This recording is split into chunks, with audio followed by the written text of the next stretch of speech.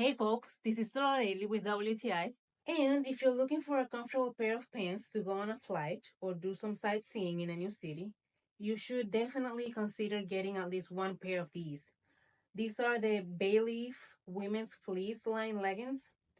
And one of the things I love about these leggings is how comfortable they are. They are fleece lined, so it's great for when it's a little bit chilly. They are great as underpants for colder temperatures.